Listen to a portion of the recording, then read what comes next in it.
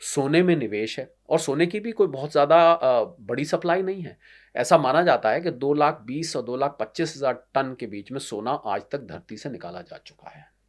और इसकी अगर आप सिल्ली बनाएं तो कहते हैं 22-23 metre by 22-23 metre by 22-23 metre की सिल्ली बनेगी, लंबाई ऊंचाई चौड़ाई, उसको आप आईफिल टावर के नीचे घुसा सकते हैं। बस दुनिया के पास इतना सोना है, ही बस। सब इकट्ठा कर लिया। और जो बचा, अहम बात यह कि बचा कितना है, जो बचा है मुश्किल से 50,000 से 1,00,000 टन सोना अभी निकालना बचा है।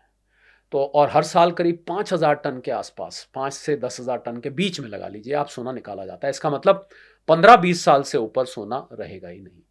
हालांकि मैं यहाँ जोड़ना चाहूंगा, जब ये जैसे मानते हैं ना वर्षा हुई, ऊपर से कोई कॉमेट फटा, पानी के अंदर बहुत सोना है समुद्र के नीचे, पर उस समुद्र के नीचे सोने को निकालना इतना महंगा है और इतना कठिन है कि वो एक काल्पनिक बात लगती है। इलॉन मस्क साहब ने तो यहां तक कहा कि कुछ एक नक्षत्र स्टार्स सोने के हैं, हम स्पेस माइनिंग करेंगे, वहां जाके सोने का हिस्सा तोड़ लाएंगे उसमें से। ये भी काल्पनिक बात लगती है। तो अगर कोई नई टेक्नोलॉजी नहीं आती है जो कि सोने की सप्लाई को बढ़ाती है, तो ये सोना 15-20 साल से ज़्यादा आप धरती से निकाल ही नहीं पाएंगे। ये सर एक लाइन डॉक्टर शरद जी पूरी सुनना चाहता हूं। दुनिया के पास कितना सोना अभी धरती के अंदर बचा हुआ है और वो कितने साल में निकाल के खत्म हो जाएगा, और उसके बाद आज तो आप 1.5 लाख, 2 लाख, 2.5 लाख तोला खरीद लोगे, लेकिन जब सोना सब निकल आएगा और धरती के अंदर बचेगा नहीं, तब क्या होगा? तब तो मार मार मच जाएगी। और सोना तो सोना है, सोने का कोई सब्स्टिट्यूट नहीं है। तो एक तो ये कारण कि सोने की सप्लाई कम है, और जियोपॉलिटिकल टेंशन्स आप देख रहे हैं बढ़ी। रशिया यूक्रेन का युद्ध आज रुकने थमने का नाम नहीं ले रहा। फरवरी में 4 साल पूरे हो जाएंगे। ट्रम्प साहब जितनी मर्जी कोशिश कर लें, नेटो और रशिया के बीच में टेंशन बनी हुई है। पाकिस्तान अफगानिस्तान की टेंशन बनी हुई है। ट्रम्प साहब ने नोबेल पीस प्राइज लेने के लिए बहुत मशक्क़त करी। रशिया और कंबोडिया और थाईलैंड की लड़ाई रुकवाई, वो फिर शुरू हो गई। रवांडा कॉन्गो की रुकवाई, फिर शुरू हो गई।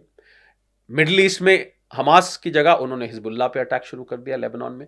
तो जियोपॉलिटिकल टेंशन जैसे जैसे बढ़ती है, वैसे वैसे लोगों के मन में डर बढ़ता है, और जैसे जैसे डर बढ़ता है तो कोई ऐसी चीज अपने पास रखने का मन करता है जो कि मुसीबत में साथ देगी। उसको हम हेज कहते हैं, रिस्क को हेज करेगी।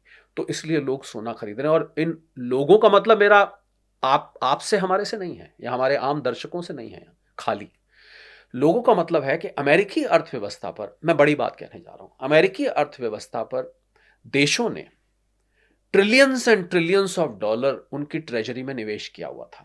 $1 ट्रिलियन 90 लाख करोड़ का होता है, 90 लाख करोड़ रुपए का होता है। जब से ट्रंप साहब आए तो उन देशों का अमेरिका पर से ना विश्वास उठ गया, और उन्होंने वो पैसा वहां से निकालना शुरू कर दिया। अब सवाल यह, पैसा निकाले तो लगाए कहां? निकाल तो लिया आपने इतना पैसा, पैसा भी छोटा नहीं, बड़ा पैसा, बहुत भर भर के पैसा। तो सोना उनको एक ऐसी चीज दिखाई दी कि अब भैया डॉलर में तो निकाल लिया हमने, अब इसको सोने में लगाया जाए, क्योंकि सोना next best measure of value माना जाता है। और डॉलर इधर कमजोर होने लगा। भारतीय खिलाफ के रुपए के खिलाफ तो डॉलर जरूर बढ़ा है, 90 रुपए आपने अभी जिक्र किया। पर अगर बाकी मुख्य करेंसीज दुनिया की लें, 4 करेंसीज का मैं संजीव नाम लेना चाहूंगा: euro, Japanese yen, British pound और स्विस फ्रैंक। इन 4 करेंसीज के खिलाफ डॉलर 10% पिछले 50 सालों में सबसे ज्यादा गिरा है। तो डॉलर का कमजोर होना किस कारण से? राष्ट्रपति ट्रंप की अनिश्चितता से, अस्थिरता भरी आर्थिक नीतियों के कारण डॉलर कमजोर हुआ। जैसे जैसे डॉलर कमजोर हो रहा है, सोना ऊपर जा रहा है।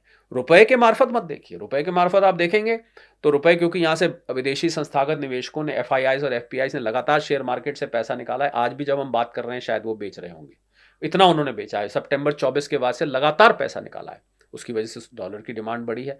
हमारा कुछ इंपोर्ट बढ़ा है, ट्रेड डेफिसिट बढ़ा है। अमेरिका ने टैरिफ्स लगाए, 50% टैरिफ लगा दिए, तो हमारा एक्सपोर्ट पे फर्क पड़ गया, तो डॉलर की सप्लाई कम हो गई। तो धीरे धीरे, एक अंग्रेजी में शब्द होता है रेसिपी फॉर डिजास्टर, मुझे लगता है अमेरिका अपनी रेसिपी फॉर डिजास्टर लिख रहा है। क्योंकि अगर डॉलर यहां से फेल हो गया तो सोना आकाश फाड़ कर बाहर निकल जाएगा। ये एक आर्थिक प्रेडिक्शन है। मैं कोई ज्योतिषी नहीं हूं, मैं कोई एस्ट्रोलॉजर नहीं हूं। लेकिन डॉक्टर शरद, हम चल तो हमसे मतलब अमेरिका चल तो इसी पे रहा है कि उसका डॉलर मरे और सोना फटे, अब ये ऐसा वो चाहते तो नहीं है, लेकिन हो रहा है। ट्रम्प साहब तो डॉलर के लिए बहुत पॉजेसिव है। आपको याद होगा ब्रिक्स करेंसी की जब बात आती थी तो उनकी रातों की नींद हराम हो जाती थी कि ब्रिक्स वाले अपनी करेंसी निकालोगे तो मैं टैरिफ लगा दूंगा। हर बात का जवाब तो टैरिफ से देते हैं। लेकिन सर फिर बाज क्यों नहीं आ रहे हैं वो? अब ही ऐसे, अब जब हैं तो हैं, अब जैसे हैं वैसे हैं। हम और आप उनको बदल तो सकते नहीं, 80 साल के होने जा रहे हैं। हो सकता है उनकी वजह, उन्होंने मागा चलाया, कुछ लोगों को हो सकता है उनकी ये नीतियां पसंद हो, मागा मेक अमेरिका ग्रेट अगेन, जिसके कारण से वो इलेक्ट होकर आए, उस लॉबी को वो प्रसन्न करने की कोशिश कर रहे हैं, या वो देश को चलाना ही इसी प्रकार चलाते हैं। उनको पता है उनका आखिरी टर्म है ये, हालांकि वो ये भी कोशिश करें कॉन्स्टिट्यूशन बदल दें और एक टर्म में और आ जाएं, पर वो अब जैसा वो चाह रहे हैं वैसा वैसा वैसा कर रहे हैं। और बहुत ही, और सुबह कुछ, दोपहर को कुछ, शाम को कुछ, जो चीज डॉक्टर शरद कोहली को दिखाई दे रही है हिंदुस्तान में बैठ के दिल्ली में, वो चीज क्या ट्रंप को अपने अमेरिका में बैठ के नहीं दिखाई दे रही, उसके हाथ में है। बहुत सारे लोगों को यह हैरानी हो रही है कि उनको क्यों नहीं दिखाई दे रहा है ये सब। उनको पता लगना चाहिए कि वो क्या करें। और हैरानी मुझे इसलिए होती है संजीव, कि वो बिजनेसमैन है। एक अच्छा खासा ट्रंप एम्पायर है पूरा, जिसमें होटल चलाते हैं, गोल्फ कोर्स हैं उनकी। पर मुझे लग रहा है अर्थशास्त्र और बिजनेस फर्क है। बिजनेस चलाना और अर्थशास्त्री होना दोनों अलग अलग चीजें हैं। तो ये कहीं मुझे लग रहा है या तो उनके सलाहकार अजीब से हैं, या उनको सलाह नहीं देते, या वो किसी की सुनते नहीं हैं। सलाह तो मिलती होगी, ऐसा मैं नहीं मान सकता कि अमेरिका से अर्थशास्त्री गायब हो गए हैं जो उनको इकोनॉमिक पॉलिसीज के बारे में बताएं। वो सुनते नहीं है, या तो, या जो भी करते हैं, खैर वो जो भी कर रहे हैं, वो जो कर रहे हैं वो जाने। आपको मैंने सोने चांदी के पीछे जो सारा खेल है वो खेल समझाने की कोशिश करी, तो सेंट्रल बैंक्स ने भर भर के संजीव पिछले 2-3 साल में सोना खरीदा है, और उन्होंने डॉलर की जगह अपने रिजर्व्स अब सोने में कन्वर्ट कर लिए। और आपको मैं एक जरूरी बात बताऊं, जो लोग इतिहास में रुचि रखते हैं, 1971 में रिचर्ड निक्सन साहब अमेरिका के प्रेसिडेंट होते थे। उससे पहले करेंसी किसी देश की, मुद्रा, वो गोल्ड पर आधारित होती थी। इसका अर्थ यह है कि जितना जिस देश के पास गोल्ड होता था उतनी मजबूत उसकी करेंसी मानी जाती थी। इसको हम गोल्ड स्टैंडर्ड कहते थे। निक्सन साहब जब आए, उन्होंने गोल्ड स्टैंडर्ड समाप्त कर दिया। तब से डॉलर की यह दादागिरी, दबदबा बनना शुरू हुआ, और आज तक, यानी कि 29 और 25, 54 साल तक ये दादागिरी लगातार बनी हुई है। अब 55वां साल होने जा रहा है। अब मुझे ऐसा लग रहा है, जिस प्रकार से दुनिया भर के देश अपने पास सोना इकट्ठा कर रहे हैं, मुझे संजीव लग रहा है वो गोल्ड स्टैंडर्ड वापस आने वाला है। क्योंकि अगर डॉलर यहां से और फिसड्डी होता है आने वाले समय में, तो सोना अपने आप निखर के, चमक के सामने आ जाएगा, और जिस देश के पास जितना सोना होगा उसकी करेंसी उतनी मजबूत मानी जाएगी। चीन अभी से करने लगा। चीन का जो युआन है, वहां की करेंसी है, उसने जब अभी राष्ट्रपति ट्रंप और शी जिनपिंग साहब मिले थे, तो उसमें एक बात उन्होंने ये रखी थी कि हम अपनी करेंसी को गोल्ड बैकिंग देना चाहते हैं, हम डॉलर बैकिंग नहीं देना चाहते हैं। और राष्ट्रपति ट्रंप इस बात पे चुप हो गए थे। उन्होंने एक तरह से यूं कहें तो मान गए थे, क्योंकि उनको वो रेयर अर्थ मिनरल्स, जिसकी सप्लाई का गला घोट दिया था चीन ने, वो उन्होंने इसी शर्त पर खोली कि ये शर्तें मानी जाए। पर्दे के पीछे क्या हुआ, सारी बात तो सामने नहीं आई, पर यह बात ऐसा कहा जाता है कि उस टाइम रखी गई थी। यानी कि सर, अंतर्राष्ट्रीय अर्थव्यवस्था पे बात करें, सवाल करें, चर्चा करें, तो अमेरिका और ट्रंप, इनका दम्भ डॉलर की दादागिरी को सुसाइडल पोजीशन में ले आएगा। बिल्कुल, मुझे लग रहा है कि उस तरफ अग्रसर है, और बिल्कुल लाएगा, क्योंकि जो नीतियां लगा रहे हैं, आप देखिए ना, हम जब आप दुनिया का नक्शा तो सब देखते हैं, तो दुनिया का नक्शा आप फैला के देखें तो अमेरिका उसमें से अलग है। बाकी का जो दुनिया है वो एक तरह से आपस में गुथी हुई है। ऑस्ट्रेलिया वगैरह छोड़ दें, वो दुनिया आप सड़क से एक दूसरे के यहाँ जा सकते हैं ज़्यादातर देशों में। पर अमेरिका, हम बच छोटे थे तो देखते थे अमेरिका अलग था, तो हम कहते थे बीच में अटलांटिक ओशियन है यार, ये बाकी देश तो सब जुड़े हुए हैं, अमेरिका अलग थलग क्यों है। तो अलग थलग आज तक नक्शे पे दिखता था। आप समझ रहे मैं क्या कहना चाह रहा हूं। अब उसने अपने आप को आर्थिक रूप से, कल्चरल रूप से, इमिग्रेशन बंद करना चाह रहे हैं, हर तरीके से अपने आप को अलग थलग कर रहे हैं। ये नीति वैश्विक अर्थव्यवस्था के लिए ठीक नहीं है, क्योंकि ये नीति ना केवल अमेरिका को डुबोएगी बल्कि दुनिया पर भी इसका असर होगा। हम तो डूबेंगे सनम, तुम्हें भी साथ ले डूबेंगे, सुना होगा आपने।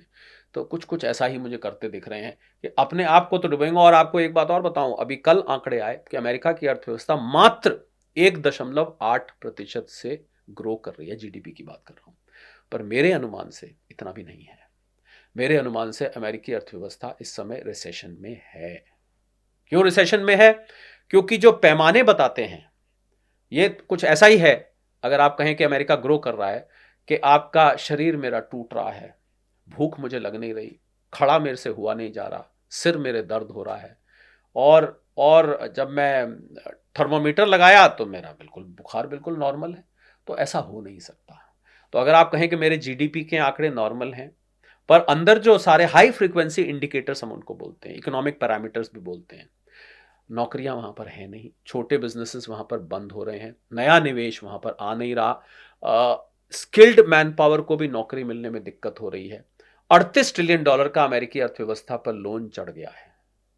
तो इतनी सब चीजें जब आपकी आर्थिक रूप से आपका इशारा कर रही हैं कि आपकी अर्थव्यवस्था बहुत अच्छे सेहत में नहीं है, ऐसे में आप कैसे ग्रो कर सकते हैं? तो मेरा अनुमान ये कहता है कि अमेरिकी अर्थव्यवस्था इस समय रिसेशन में है, इस समय तरक्की नहीं कर रही है। और अगर अमेरिका रिसेशन में होगा तो कहते हैं अमेरिका छींक मारता है और जुकाम दुनिया को लग जाता है, क्योंकि अमेरिका दुनिया की सबसे बड़ी अर्थव्यवस्था है, फाइनेंशियल सेंटर है। तो उसका हम लोग अंग्रेजी में 2 शब्द बोलते हैं, रिपलिंग और कैस्केडिंग इफेक्ट, ये आपको दुनिया पर आता दिखाई देगा यहाँ से। और 2026 संजीव, मुझे लग रहा है कि रिसेशन, ग्लोबल रिसेशन दस्तक दे रहा है, जिससे सबको सतर्क हो जाना चाहिए।